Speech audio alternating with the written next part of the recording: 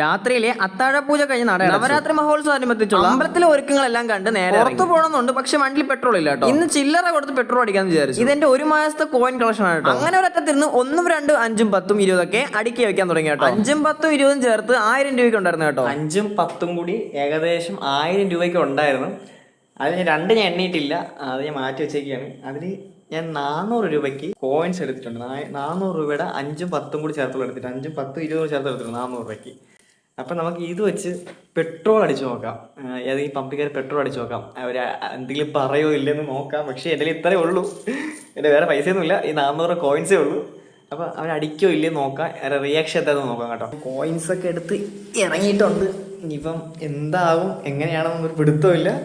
എന്തായാലും നമുക്ക് ഏതെങ്കിലും പമ്പിൽ ചെന്നിട്ട് കാണാം. അപ്പം ഇനി അവരുടെ റിയാക്ഷൻ എന്താണ്, അവൻ ഇനി ചീത്ത വിളിക്കുവോ അടിക്കുവോ ഓടിക്കുവോ എന്ന് കാണാം. ഉണ്ടെന്ന് തോന്നുന്നു, അത് നോക്കാം എന്തായാലും. അങ്ങനെ ഞാൻ ആ ചില്ലറയും കൂടെ നേരെ ചാക്കുള്ള ഒരു പെട്രോൾ പമ്പിൽ കയറി കേട്ടോ. എന്നിട്ട് ഞാൻ 400 പെട്രോൾ അടിക്കാൻ പറഞ്ഞായിരുന്നു. വേണ്ട താമസം ആ ചേട്ടൻ പെട്രോൾ അടിക്കാൻ തുടങ്ങി കേട്ടോ. ഇനി എന്താ നടക്കാൻ പോകുന്നത് എനിക്ക് ഒരു പിടുത്തമില്ലാതായി പോയി കേട്ടോ. അവൻ ചേട്ടൻ ഫോണിലൊക്കെ കളിച്ചോണ്ട് ഇരിക്കും കേട്ടോ. അങ്ങനെ പെട്രോൾ അടിച്ചതിന് ശേഷം ചില്ലറ കൊടുത്തപ്പോൾ ചേട്ടൻ റിയാക്ഷൻ എന്ന് വെച്ചാൽ ചേട്ടൻ ഒന്നും മിണ്ടില്ല കേട്ടോ. ചേട്ടൻ നമ്മുടെ ഫ്രണ്ടിലോട്ട് വരാൻ പറഞ്ഞു. പിന്നെ ഫ്രണ്ടിലോട്ട് ചെന്നു. അങ്ങനെ 400 കോയിൻസ് മേശപ്പുറത്ത് വെച്ച് കൊടുത്തപ്പോൾ ചേട്ടൻ ഓരോന്നേരം എണ്ണി തീർത്ത കേട്ടോ. ബുദ്ധിമുട്ടായില്ലല്ലോ.